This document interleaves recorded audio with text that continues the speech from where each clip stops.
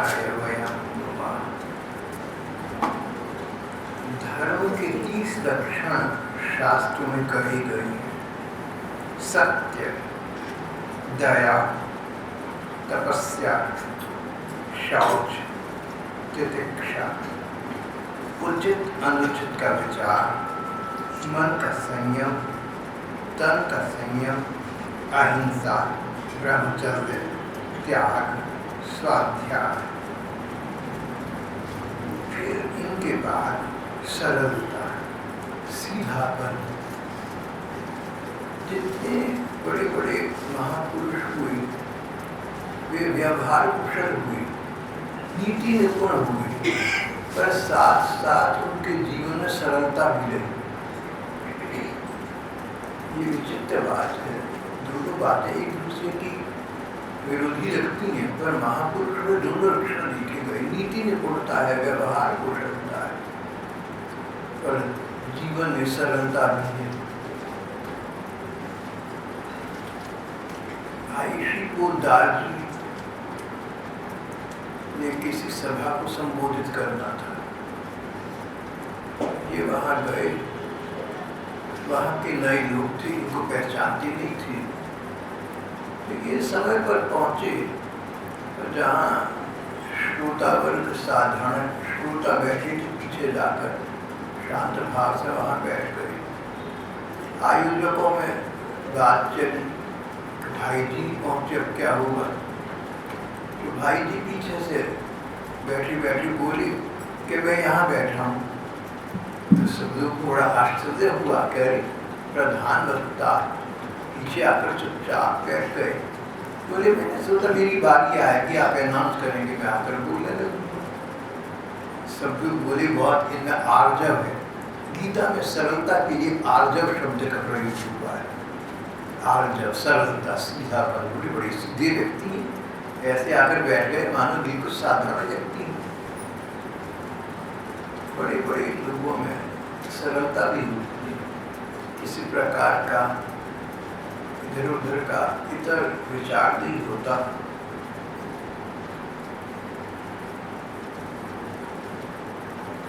संतोष, संतोष अपना सब पूरा प्रयत्न करना किसी लाभ की प्राप्ति के लिए। प्रयत्न करने के बावजूद जो फल मिल गया उससे अतृप्त न होना, उससे शुद्ध न होना। संतोष, जो मिल गया उसी को मुकद्दर समझ लिया। संतुष्टो ये न केनचित्, जो हाथ लग गया उसमें संतुष्ट। इसका अर्थ निष्कर्मण्यता नहीं है। अकर्मण्यता मतलब आगे कि कुछ नहीं करना। कई कहते हैं कि देखो अजगर करे न चाकरी, पंछी करे न काम, दास मधुका कह गई सबके दाता राम। ये बात साधु संत त्यागियों के विषय में कही गई, सामान्य जनों के विषय में नहीं कही गई। गृहस्थों के विषय में कदापि नहीं कही गई। व्यक्ति को कर्मठ होना चाहिए, उचित दिशा में व्यक्ति को कर्मशील होना चाहिए। गीता का तो मूल मंत्र ही निष्काम कर्म। अगर गीता का सार एक शब्द में पूछा जाए तो निष्काम कर्म। और निष्काम कर्म का अर्थ है कर्म तो अवश्य करो। अगर तुम कर्म नहीं करोगे तो संसार चलेगा कैसे। व्यक्ति को प्रयत्नशील हो, उचित दिशा में कर्म करना पहली बात। और दूसरी बात, कर्म करने के बावजूद जो फल तुमने चाहा था सो न मिला तो असंतुष्ट न होना, निराश न होना, भगवान पर भरोसा न खो बैठना, पुरुषार्थ पर भरोसा न खो बैठना। King Bruce and the spider से शिक्षा लेना। राजा स्पाइडर, राजा ब्रूस और मकड़ी। ब्रूस लड़ाई में हार गए, दिल छुड़ा हो गया बेचारों का। जब वे एक स्थान पर जा बैठे, वहाँ एक मकड़ी को देखा बार बार ऊपर चढ़ती गिर पड़ती। 13 बार ऐसा हुआ। ये कहानी आप लोगों ने पढ़ी। ब्रूस को ख्याल आया कि मकड़ी 13 बार प्रयत्न करके जीत गई तो मैं भी करके देखता। फिर कर्मठ हो गए। गीता का मूल मंत्र है कर्मठता, उद्योग करना। अवश्य ही व्यक्तियों के अनुसार कर्मठता की परिभाषा अलग अलग है। भागवत में 30 लक्षण बताए गए उस धर्म के जो सभी लोगों में होनी चाहिए। फिर व्याख्या करते समय उनके विशद वर्णन किया। गृहस्थ के अलग, ब्रह्मचारी के अलग, वानप्रस्थ के अलग, सन्यासी के अलग, ब्राह्मण, क्षत्रिय, वैश्य, शूद्र के अपने अपने।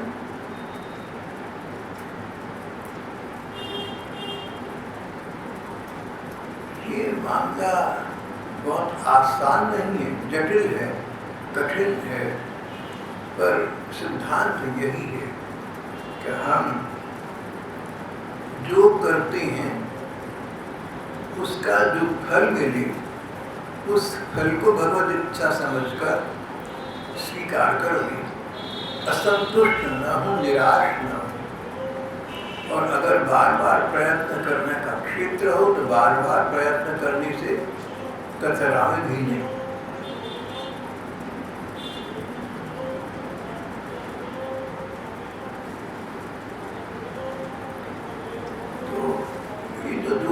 बोला गया, पंछी करे न चाकरी, सबके दाता राम। पंछी करे न चाकरी, लेकिन चुपका तो मिल जाता है उसको भी। सबके दाता राम जो ठहरे। इस पर समीक्षा करते हुए एक अंग्रेजी लेखक ने कहा, God gives every bird his food, but he does not put it into his mouth. भगवान परिंदे को चुपका तो देती है, लेकिन चोट खोल के अंदर तो नहीं डालते, उसका मुंह रगड़ते तो नहीं करे तेरी जगह मैं चबाता हूँ।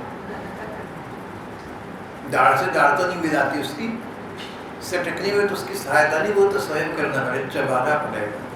चुपका तो मिल जाएगा, भगवान की लीला से मिल जाएगा। पर अगर तुम परिंदे हो तो तुमने चुपका चुगा नहीं, तुम्हें मिल गया तो चोंच तो हिलाओ, चोंच खोल कर मुंह के अंदर तो डालो, चबाओ तो सही, सटको तो सही, इतना काम तो करोगे ना, तो कर्म तो हो गया।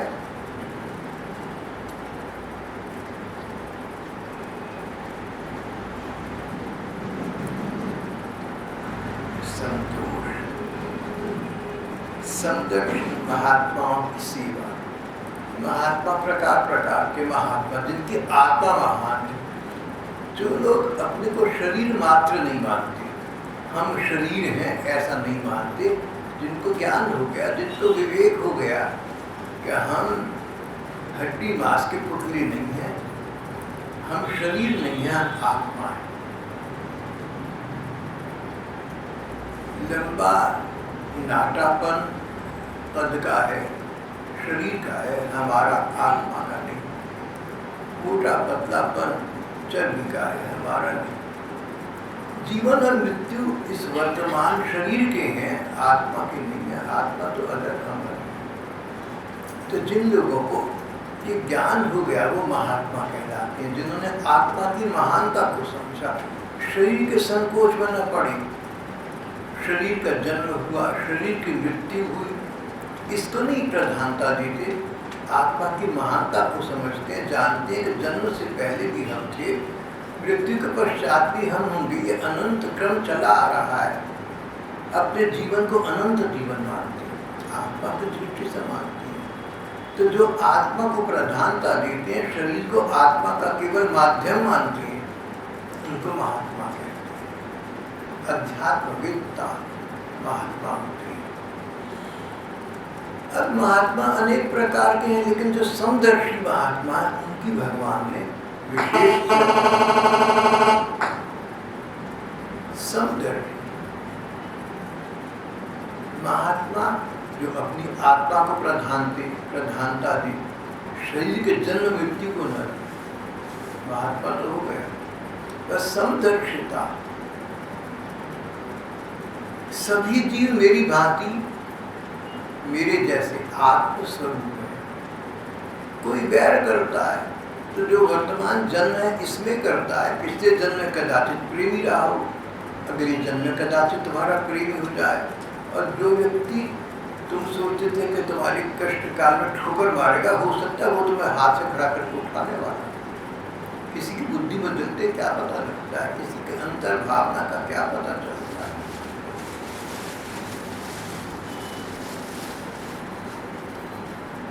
समदर्शी महात्मा शुनि चैव स्वपाके च पंडिता समदर्शन। समदर्शन किसी सबको एक निगाह से देखते, आत्मवत सर्वभूति, सभी लोग जीवों में वही जान है जो मेरी में है, सभी जीवों में वही आत्मा है जो मेरी में है। सर्वात्म भाव, एकात्म भाव, परमात्म भाव। अगर चोट लगी तो गाय को लगी या कुत्ते को लगी, पशु को लगी या मनुष्य को लगी, दुख तो सभी को, सभी की सहायता हम अगर कर सकते हैं तो करें।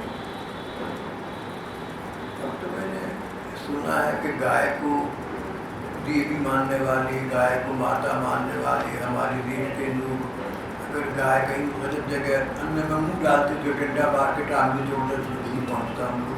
ये तो बहुत ही निर्दयता की बात हुई। लेकिन दया करनी सभी पशुओं पर समान रूप से, गाय पर भी करनी है, कुत्ते पर भी करनी। समदर्शिता।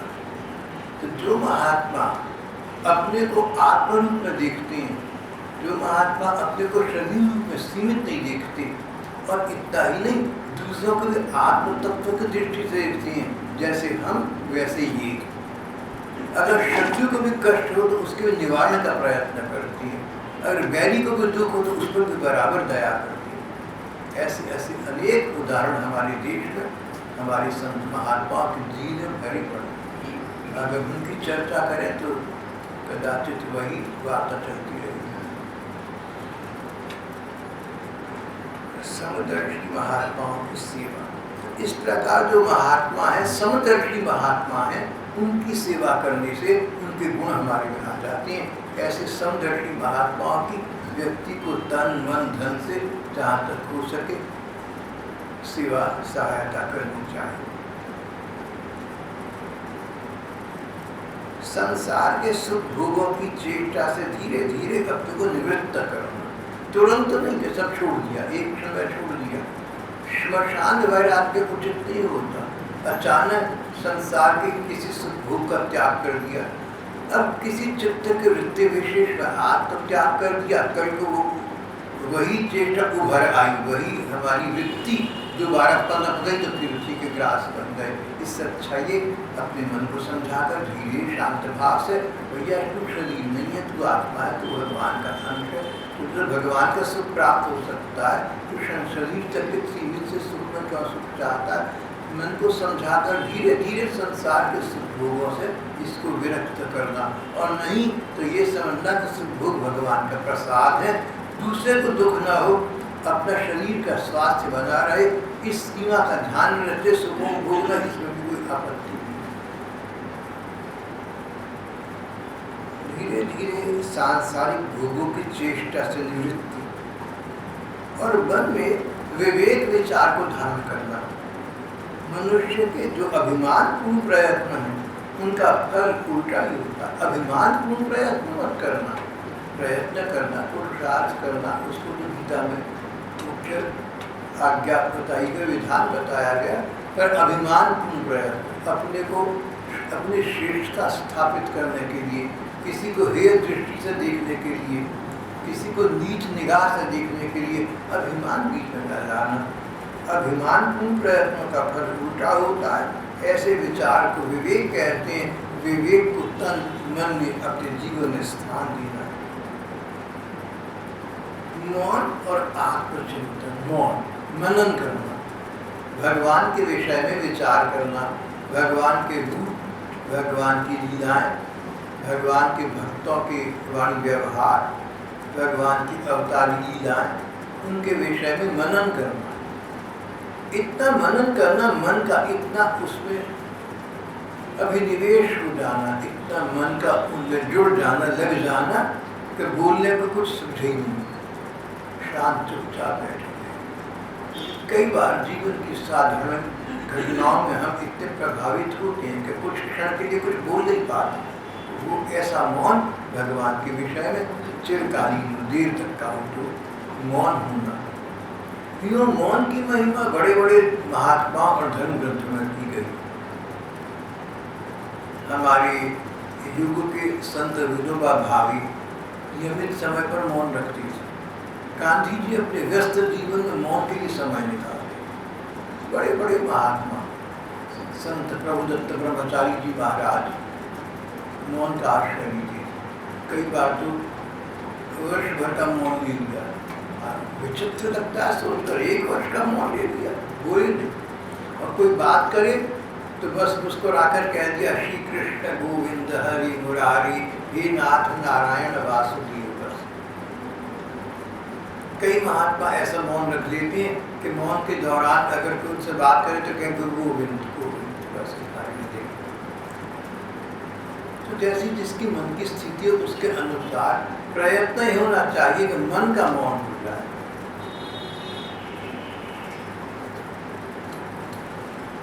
मौन का सर्वोत्तम पक्ष तो अत्यंत है। भगवान का आभास, भगवान की प्रतीति, भगवान की लीलाओं में रमण करना, भगवान की लीलाएं उनकी आंखों से देखकर सुख पाना, या भगवान की अनुभूति होना इतनी प्रगाढ़, इतनी गूढ़, इतनी अधिक कि मन उस पर डूब जाए। और मन जब डूब जाए तो वाणी मुखरित न हो सके, बोल न सके। तो मौन का सर्वोत्तम पक्ष।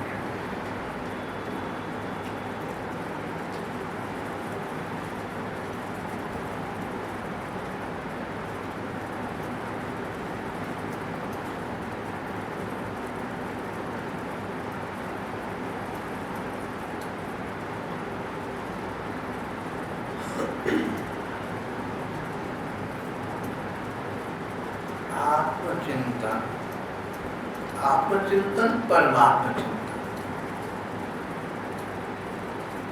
प्राणियों को अन्न आदि का यथा योग्य विभाजन, पशुओं पक्षियों तक को भी भोजन देने का विचार करना। कई भाई बहन इस देश में आज भी छत पर पक्षियों के लिए पानी रखा या चुग्गा रखा, अच्छी बात है। बहुत से लोग जो फलों के छिलके हैं कबाड़ पूरी में न डालकर ऐसे स्थान पर रखते हैं कि पशु उनका आहार कर सके, ये बहुत अच्छी आदत है। सबके साधन संतुलित हैं, पर संतुलित साधनों के प्रतिकूल जो दूसरों को हम थोड़ा बहुत अन्न की सेवा सहायता कर सकें, पशुओं को, पक्षियों को, कृमियों को अपनी ओर से वो प्रयत्न वो कर देना चाहिए।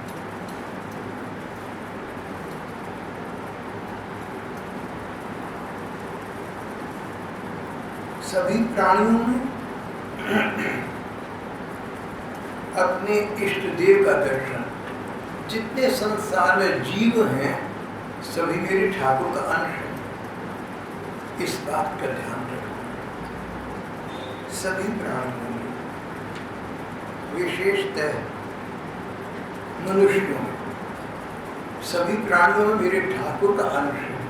पशु पक्षी जीव सभी में, उनमें भी मनुष्यों तो विशेष रूप से है, क्योंकि मनुष्य को भगवान ने अपने जैसी शक्ल सूरत स्वभाव दी कर भेजा है। God made man in his own image. God made man in his own image। अंग्रेजी के बहुत पुराने और प्रसिद्ध कवि अलेक्जेंडर पोप ने ऐसे ऑन मैन नाम की कविता लिखा। ये वाक्य भारतीय धर्म ग्रंथों से संपुष्ट है, हमारे धर्म ग्रंथ भी ऐसा कहते हैं। विशेषतः मनुष्यों में, सभी जीवों में अपने भगवान का भाव रखना, भगवान के नाम गुण लीला आदि का श्रवण करना, कीर्तन करना, स्मरण करना, उनकी सेवा पूजा नमस्कार करना, भगवान के प्रति दास्य भाव, भगवान स्वामी है मैं सेवक हूँ, भगवान के प्रति सख्य भाव, मेरे परम सखा परम हितैषी श्री कृष्ण है, और आत्मसमर्पण, अपना तन मन भगवान का है ऐसा अपने मन में विचार बिठा लिया।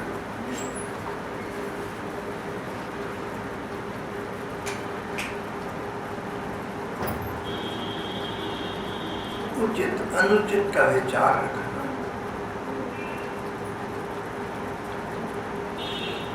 देश काल पात्र का ध्यान रखना। कोई बात अपने आप में परिपूर्ण नहीं होती, प्रत्येक बात अपेक्षाकृत होती है। 3 बातों का विशेष विचार रखना।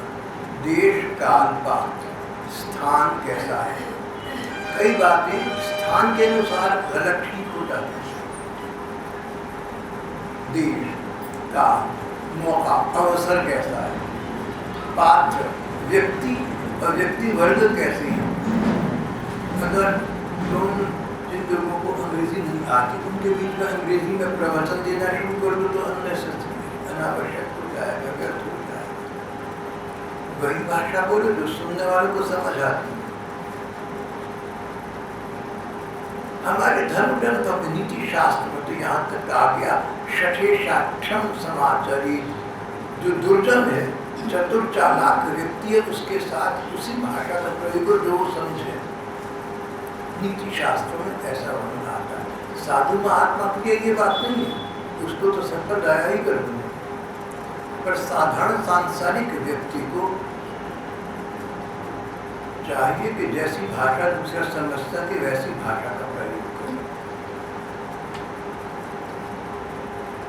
अपने को बचाने के लिए धर्म ग्रंथों को उद्धारण किए। महाभारत में एक प्रसंग आता है। एक स्थान पर दुर्योधन ने कहा, दुर्योधन कपटपूर्ण व्यवहार करते, स्वार्थ सिद्धि का सिद्धांत जानते। स्वार्थ सिद्धि के लिए कोई अपना नहीं, कोई पराया नहीं, दुष्टता, चतुराई, चालाकी। एक स्थान पर दुर्योधन कहते, जानाम्य धर्मम न च मे निवृत्ति, जानाम्य धर्मम न च मे प्रवृत्ति। धर्म क्या है ये तो मैं भली भांति जानता हूँ, मगर धर्म में मेरी प्रवृत्ति, मेरी सहज रुचि ही नहीं। देखिए स्वयं कह रहे हैं, जानाम्य धर्मम न च मे प्रवृत्ति। धर्म क्या है मैं भली भांति जानता हूँ, मैंने धर्म ग्रंथों का अध्ययन किया है, वेद उपनिषद पुराण पढ़ी है, लेकिन उनमें मेरा रुझान नहीं है, मेरा दिल नहीं लगता, मेरा मन नहीं मानता कि धर्म पर चलो। जानाम्य धर्मम न च मे निवृत्ति। अधर्म क्या है, पाप क्या है ये भी जानता हूँ, लेकिन उससे निवृत्त कभी नहीं हो पाता। जानता हूँ कि स्वार्थ बुरी भला है, लेकिन स्वार्थ संपन्न किए बिना मैं रह नहीं सकता। त्वया ऋषिकेश हृदय स्थितेन, हे श्री कृष्ण मेरे हृदय में स्थित होकर, त्वया ऋषिकेश हृदय स्थितेन यथा नियुक्त उसमें तथा करोमि। मेरे मंदिर में विराजते श्याम सुंदर, जैसी तुम प्रेरणा करते हो वैसा करता हूँ। तो तुम्हारे हाथ में कृष्ण तुझी जैसा नाचाती हूँ नाचता हूँ। धर्म क्या अधर्म क्या, तुम सब करने कराने वाले तुम दिल में बैठे हो। देखिए दुर्योधन ने अपने गुण दोष के लिए श्री कृष्ण को उत्तरदायी बताया। ये उनकी चतुराई चालाकी थी, मन में तो नहीं ऐसा मानते थे कि श्री कृष्ण करा। लेकिन सिद्धांत तो बात ठीक है, प्रेरक शक्ति भगवान। अगर प्रेरक शक्ति भगवान को मान लिया जाए तो जब स्वयं भगवान कह रहे हैं पांडवों को भाग दे दो तो दे देते, तो दिया नहीं। तो प्रेरणा स्रोत श्री कृष्ण हो गए, ये केवल शब्दों तक बात। बात वो नहीं होती जो शब्दों से कही जाए, बात वो होती है जो आचरण में करके दिखाई जाए। Action speaks stronger than words, conduct speaks stronger than words. तुम्हारा जो बर्ताव है ना, तुम्हारा जो व्यवहार है, वो तुम्हारी वास्तविकता का बोध करा रहा है। और तुम मुझसे अपने को समझाओ, मैं तो ऐसा हूँ, मैं तो इतना अच्छा हूँ, मैं तो इतना प्रेमी हूँ, मैं तो इतना बढ़िया हूँ। शब्दों से क्या होगा, जो तुम्हारा व्यवहार बता रहा। हाँ भाई बहन सत्संग में आते हैं, आपके वाणी व्यवहार एक जैसे होने चाहिए। ऐसा करना कि वाणी से कुछ कहो और जो कहो वो तुम्हारे व्यवहार से कुछ कभी ना। ऐसे मैंने भाई बहन दोस्त देखे हैं, उनसे जो बात कहते हैं उनके व्यवहार में कहीं 1% भी परिलक्षित नहीं होती, 1% भी नहीं, कणांश भी नहीं होती, बिल्कुल प्रतिकूल करते हैं, लेकिन कहते कुछ और है। कई बार थोड़ा कठिन हो जाता है, मेरे साथ बड़ा कठिन हो जाता है। कि सत्संगी भाई बहन मुझसे आकर ऐसी बात कहती हैं जो अगर मैं सच बात कहूँगा तो उनके दिल को दुख पहुँचेगा और मैं कुछ कर नहीं पाऊंगा, लेकिन सच नहीं, इतना कह सकता हूँ, सच नहीं।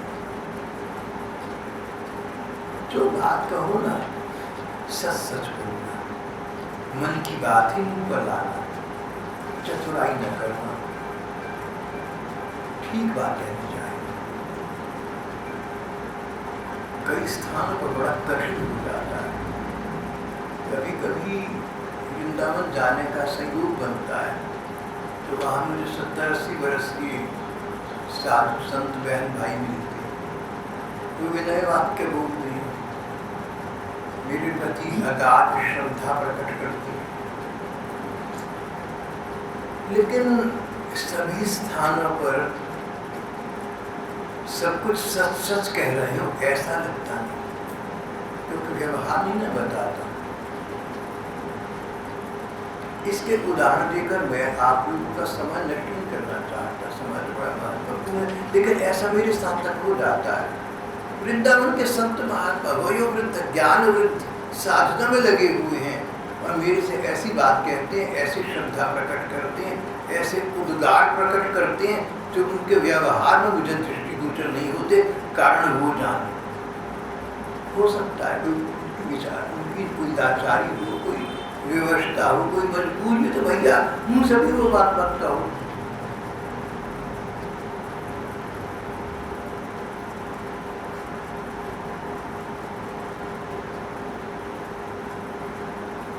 अभी अभी विगत वर्ष में 70 वर्ष की पढ़ी लिखी बहन सदा से वृंदावन वास करता है, बड़ा साधना जीवन है, बड़ा उच्च आदर्श युक्त जीवन है। तो उनका कई बार पत्र आया और कई बार मिलकर उन्होंने कहा कि भाई साहब आप अपने ठाकुर जी के अंतरंग क्षणों में कभी मेरा चिंतन कर लेता तो आपके एक क्षण के चिंतन से मेरा अनंत जीवन सुधर जाएंगे। मैं कहाँ रहता हूँ मुझे क्या पता, अपने को मुझे पता ही नहीं। उन बहन का ऐसा कहने से ये लगा था उनकी मेरे प्रति ऐसी उदात्तता की भावना है। अब मेरे में सच्चाई क्या है तो भगवान जाने, पर अगर किसी के प्रति आपके मन में सचमुच ये श्रद्धा है तो आपकी श्रद्धा आपको वस्तु तत्व की प्राप्ति करा देगी, ऐसा धर्म ग्रंथ कहते हैं। अगर तुम पत्थर को मूर्ति समझकर भगवान समझकर पूजने लगो तो पत्थर से भगवान प्रकट हो जाएंगे, ऐसा कई बार पहले भक्त जीवनी में आया हुआ है। तो मैं कैसा हूँ ये प्रश्न नहीं है, आप कैसा मानते हैं, आपको कैसा लगता है। ये अगर आपको ऐसा लगता है जैसा उन बहन ने मुझसे कहा तो उनकी भावना है, भावना उनको फलीभूत कर देगी, उनको फल दे देगी। पर तभी जब जो हम मुंह से कह रहे हैं वो मन का स्वर हो और उसमें कोई व्यवहार कुशलता ना हो, कोई नीति निपुणता ना हो, कोई झंझट ना वाली बात। तो वो बहन एक बार ऐसा हुआ कि मुझसे मिली तो मुझसे उन्होंने ऐसा कहा, मैं तो बात आ गया, मुस्कुरा दिया, हंसकर बात समाप्त कर दी। मतलब मेरे मन ने कहा कि इसमें कुछ एडल्ट्रेशन, कुछ मिलावट है इस बात में, मुझे विशुद्धता नहीं लगी। तो जो कहता अच्छी बात कहता है, चलो। बाद में एक दूसरी बहन अम्बाला आने लगी तो वो बहन निकलकर कमरे से बाहर आ रही और बोली कि भैया भाई सबको मेरा प्रणाम कहना, उनसे कहना कि मेरी बात को याद रखें। आने वाली बहन ने कहा कि तुमने बाहर निकलकर चुपचाप मेरे कान में क्यों कहा है, वहीं पर कह दिया होता तो क्या था। बोली जिन बहन के प्रति हमारी संत बुद्धि है या हमें जिन पर निर्भर करना पड़ता है उनको शायद अच्छा न लगता, इसलिए मैंने सबके बीच में नहीं कहा। यहाँ पर बात में खटास आ गई, यहाँ बात में विशुद्धता नहीं हो। अगर किसी के प्रति तुम्हारी इतनी उदात्त भावना है तो किसी अन्य से डरना मत, और अगर डर है तो भावना की उदात्तता वो नहीं जो तुमने शब्दों में कही। दोनों बातें थी, two things can not go together, even a light and darkness can not go together. जैसे दिन और रात साथ इकट्ठे नहीं हो सकते। जैसे प्रकाश और अंधेरा एक समय पर दोनों नहीं हो सकते, इसी प्रकार ये दोनों बातें आपस में मेल नहीं खाती।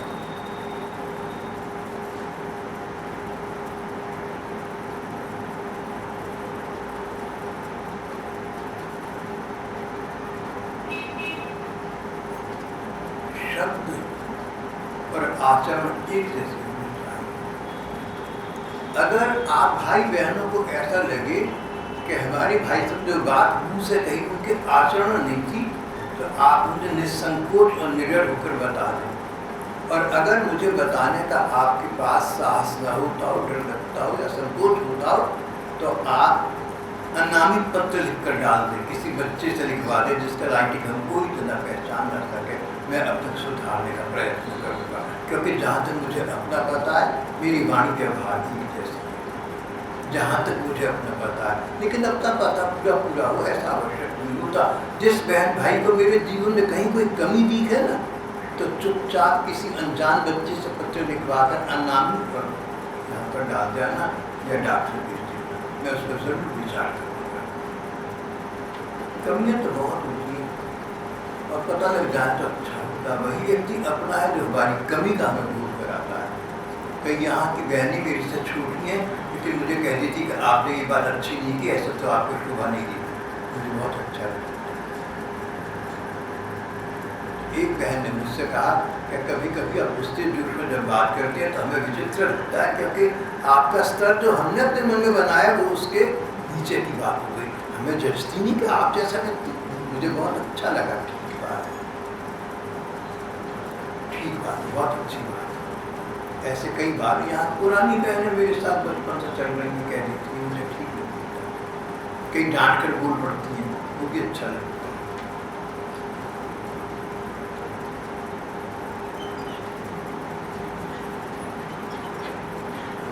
करनाल से संदेश भाग पर वार्ता हुई, तो एक लड़की ने कहा कि अगर आप अपना ध्यान ही रखेंगे, दूसरों को तो बड़ा उपदेश देते कि स्वास्थ्य का ध्यान रखो, इसी से सेवा होती है, इसी भजन होता है, लेकिन मुझे पता लगा आप ध्यान ही रखते और मैं मिलूँ तब कोई डांटू नहीं। एक बहन ने मुझे धमकाया, आयु होगी कदाचित 20 बरस की मेरे विचार से। मुझे अच्छा लगा कोई स्नेहवश आपको ठीक बात बताता है, उसकी बात पर ध्यान दीजिए। जितना ध्यान में स्वास्थ्य रख सकता हूँ मैं रखता हूँ। मैंने उस बहन से बहस नहीं की, उसको आकर बात समाप्त कर दी, क्योंकि बात मेरी भी उसकी चल रही है। वैसे अगर मैं अपनी बात करूँ तो जितना ध्यान में रख सकता हूँ स्वास्थ्य का रखता हूँ। कौन व्यक्ति है जो फिर स्वास्थ्य का ध्यान नहीं रखेगा? जितना रख सकता हूँ उतना रखता हूँ।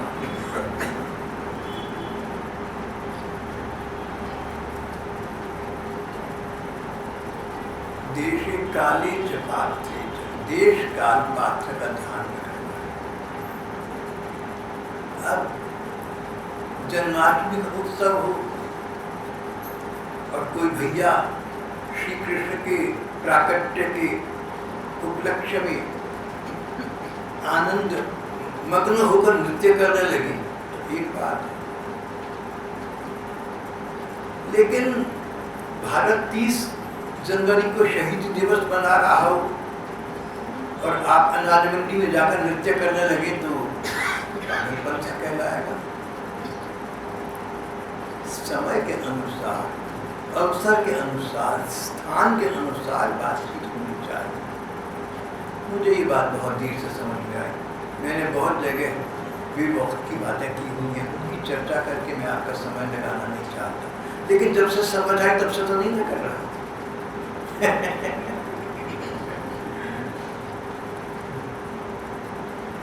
देश काल पात्र,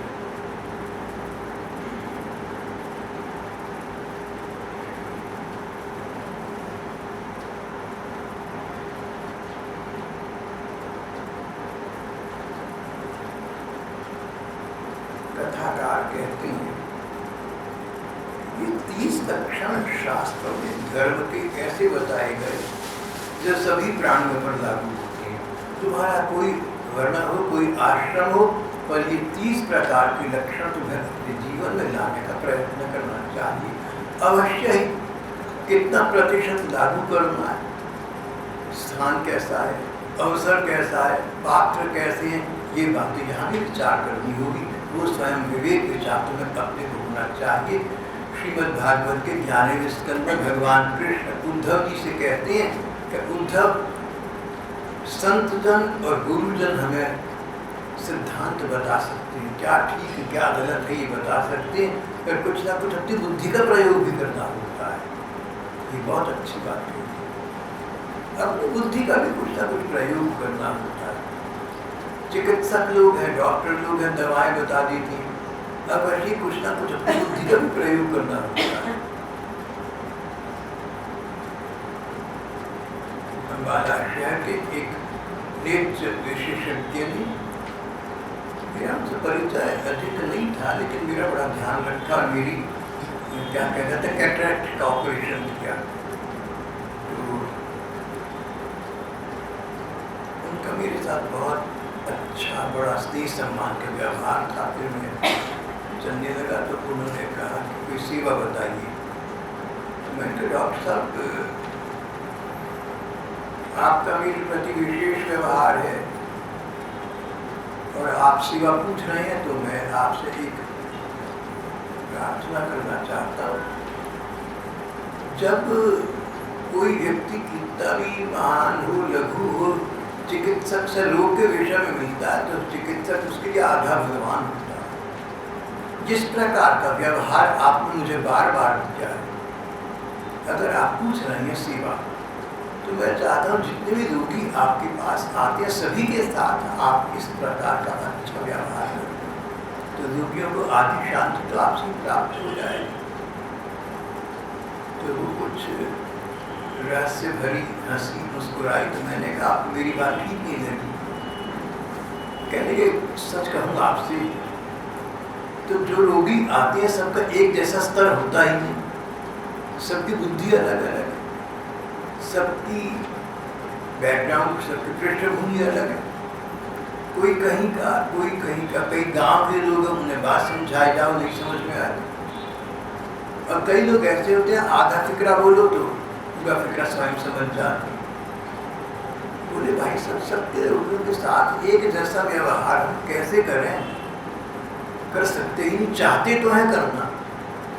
उन्होंने लंबी बात मुझसे की और मुझे उनकी बात समझ में आई कि सचमुच सबके साथ एक जैसा व्यवहार होना बड़ा कठिन। बोले कई बातें, कई सतर्कताएं